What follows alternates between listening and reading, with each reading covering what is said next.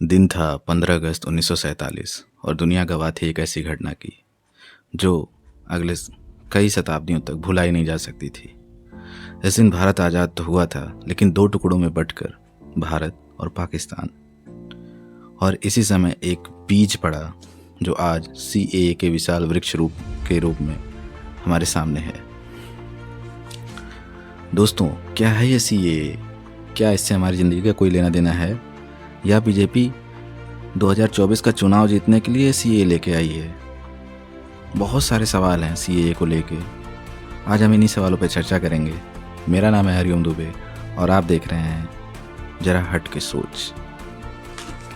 दोस्तों, CAA का full form है सिटीजनशिप अमेंडमेंट एक्ट।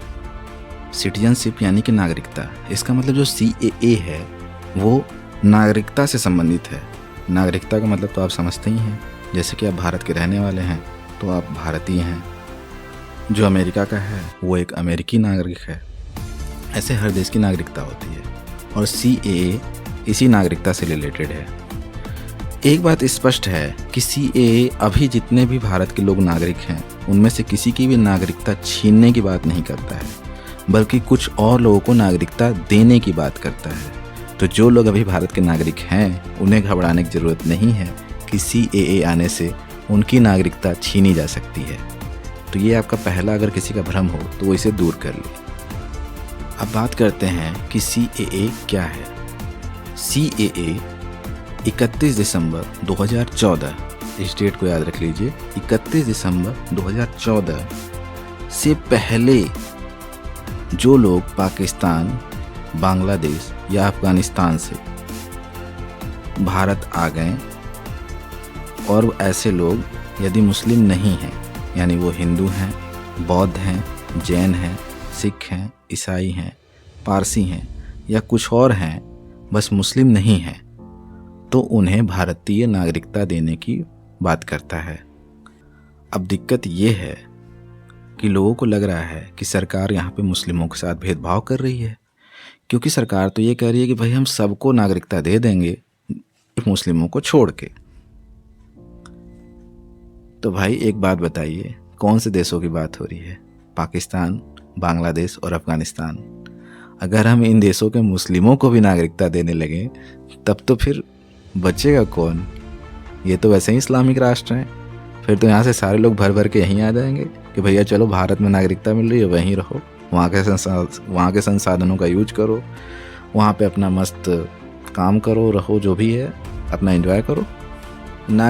किसी भी देश के नागरिक होने के कुछ वहाँ पे विशेष फ़ायदे होते हैं। जैसे जो भारत की सरकार की जो योजनाएं होती हैं उसमें अगर आप लाभ लेना है तो कई योजनाओं में भारत का नागरिक होना ज़रूरी है।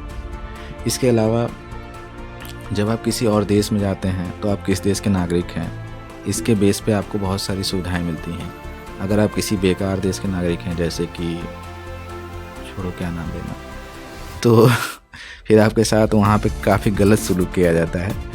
और अगर आप किसी अच्छे विकसित देश के नागरिक हैं तो हर देश में आपकी एक इज्जत होती है। तो नागरिकता की अपनी एक वैल्यू होती है। ये मतलब इम्पॉर्टेंट चीज़ है। ये ऐसी चीज़ है जिस पे ध्यान दिया जाना चाहिए। हाल में ही अमित शाह जी का एक इंटरव्यू आया, उसमें अमित शाह ने CAA से रिलेटेड बहुत सारे सवालों का जवाब दिया और उन्होंने काफ़ी हद तक क्लियर कर दिया कि भाई CAA से रिलेटेड जितने भी आपके डाउट्स हैं, जितने भी संदेह हैं, वो सभी उस इंटरव्यू में उन्होंने क्लियर कर दिए हैं। जब अमित शाह से पूछा गया कि भाई आप CAA का कानून ला रहे हैं तो आपका इसका बेस क्या है, आप किस बेस पे कह रहे हैं कि CAA का कानून आना चाहिए या एक वैलिड कानून है, तो अमित शाह ने क्लियर किया कि भाई हम जो ये CAA का कानून ला रहे हैं ये अखंड भारत पे बेस्ड है। अखंड भारत क्या है? अब आप इस नक्शे को देखिए। मौर्यों, गुप्तों, इन लोग जो हमारे पुराने एंशिएंट टाइम में ये जो हमारे चक्रवर्ती सम्राट रहे हैं, इन्होंने भारत के अलावा ये जो पाकिस्तान, अफ़गानिस्तान, बांग्लादेश जो आज की डेट में ये है, ये श्रीलंका, भूटान, नेपाल, म्यांमार, ये सभी उस टाइम अखंड भारत का हिस्सा हुआ करते थे। अब आज तो ये अलग अलग देश हैं, लेकिन अब अखंड भारत की बात क्यों आ गई यहाँ पे? क्योंकि अमित शाह यहाँ पे अखंड भारत का जिक्र करते हुए यही बताते हैं कि चूँकि पाकिस्तान, बांग्लादेश और अफ़गानिस्तान ये तीनों देश अखंड भारत के हिस्सा थे और इन देशों में जिन लोगों के साथ धार्मिक भेदभाव किया गया, जिनको वहाँ पे एक विशेष धर्म का होने के कारण प्रताड़ित किया गया, उनके ऊपर अत्याचार किए गए, तो ऐसे लोगों के प्रति भारत की कुछ नैतिक जिम्मेदारी है या नहीं है उनकी। जो पाकिस्तान, बांग्लादेश और अफ़गानिस्तान हैं, ये इस्लामिक राष्ट्र हैं, सबको पता है, और यहाँ पे अन्य धर्म के लोगों के साथ बहुत ज़्यादा, मतलब बहुत ही ज़्यादा भेदभाव किया जाता है, उनको बहुत ज़्यादा प्रताड़ित किया जाता है सिर्फ इस वजह से क्योंकि वे किसी अन्य धर्म से रिलेटेड हैं। कि जब विभाजन हुआ था भारत का, उस समय पाकिस्तान में 23% हिंदू थे और आज वो घट के 3.7% रह गए हैं। यानी कि जो 23% हिंदू आबादी थी आज़ादी के समय, वो आज घटकर 3.7% रह गई है। आप सोचिए कि इतने ज़्यादा संख्या में वहाँ पे हिंदू कैसे कम हो गए। या तो उन्हें ज़बरदस्ती कन्वर्ट करा दिया गया, या तो वे पाकिस्तान छोड़कर किसी और देश को भाग गए। 1951 में बांग्लादेश में 22% हिंदू थे, जो 2011 में घट के 10% रह गए। अभी तो ये ध्यान दीजिए कि 2010 की बात हो रही है जब 10% बचे हैं बांग्लादेश में। 2024 में तो ये 10% भी नहीं बचे होंगे। अफ़गानिस्तान की बात करें तो 1992 में अफ़गानिस्तान में 5 लाख हिंदू और सिख थे, जो कि अब घट के 500 से भी कम रह गए हैं। तो ये तो सोचने वाली बात है कि आखिर इन देशों में और धर्म के लोगों के साथ ऐसा क्या हो रहा है कि इनकी संख्या इतनी ज़्यादा घट जा रही है, और इन देशों की संख्या तो नहीं घट रही, लेकिन इनमें सिर्फ अन्य धर्म के लोगों की ही संख्या क्यों घट रही है? जवाब सबको पता है। फिर अमित शाह से एक सवाल पूछा गया कि भाई पाकिस्तान में जो बलूच मुसलमान हैं और जो अहमदिया मुसलमान हैं, उनके साथ भी तो भेदभाव होता है, तो उनको भी क्यों नहीं सीएए में आप भारत की नागरिकता दे देते हैं? आप मतलब ये क्वेश्चन भी क्या है क्वेश्चन है। बलूच मुसलमान, अहमदिया मुसलमान, इनके साथ मुसलमान होने के कारण भेदभाव नहीं होता है। इनके साथ भेदभाव होने के रीजन अलग हैं। धार्मिक रूप से इस्लाम ग्रहण करने के कारण इनके साथ भेदभाव नहीं होता है। और अमित शाह भी यही बोलते हैं कि इन्हें एक मुस्लिम ब्लॉक के रूप में देखा जाता है, तो इन्हें अलग करके हम नहीं देख सकते हैं। अब बात करते हैं अपोजिशन की। कांग्रेस ने कहा है कि जब उनकी सरकार आएगी तो वो सीएए को वापस ले लेंगे, यानी कि जो सीएए का कानून है उसे ख़त्म कर देंगे। अब ये सोचने वाली बात है, कांग्रेस की सरकार 2024 में, मुझे कुछ नहीं बोलना। अब यहाँ केजरीवाल जी भी आते हैं।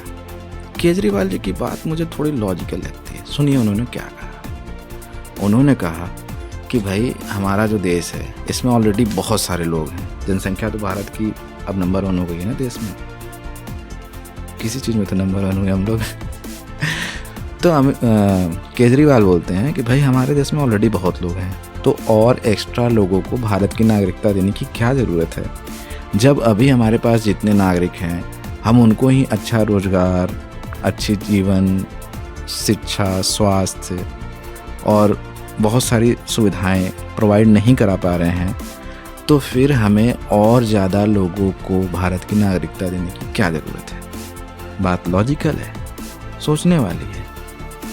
लेकिन यही केजरीवाल जब रोहिंग्या मुसलमान की बात आई थी कि जो रोहिंग्या मुसलमान शरणार्थी बन के भारत में आ रहे थे भारी संख्या में, जब उनके ऊपर म्यांमार में उनको भगाया जा रहा था म्यांमार से, और वो भारत आ रहे थे और दुनिया के और देशों में भी जा रहे थे, उस समय केजरीवाल नहीं बोले कि नहीं भाई इन रोहिंग्या मुसलमानों को रोको, क्योंकि ये भारत में आएंगे तो फिर ये हमारा रोज़गार लेंगे, हमारी स्वास्थ्य सुविधाओं का उपयोग करेंगे, हमारे समस्त संसाधनों का उपयोग करेंगे। उस समय केजरीवाल को ये लॉजिक नहीं आया। कैसा लॉजिकल दिमाग है, कभी कभी ही चलता है। अब एक आखिरी सवाल जो अमित शाह से पूछा गया कि भाई जैसे किसानों के दबाव में आके सरकार ने फार्म लॉज को वापस ले लिया। क्या अगर वैसे ही दबाव बनाया जाए तो सरकार CAA को भी वापस ले सकती है? बिना एक सेकंड भी रुके अमित शाह ने जवाब दिया, नहीं, ये असंभव है। CAA को भारत सरकार किसी भी दशा में वापस नहीं लेने वाली है। यहाँ पे समस्त बातों पे पूर्ण विराम लग जाता है कि CAA अब एक हकीकत है और अब इसके साथ ही जीना सीख लीजिए। तो इस वीडियो में बस इतना ही। मिलते हैं किसी और वीडियो में किसी और टॉपिक के साथ। जय श्री राम।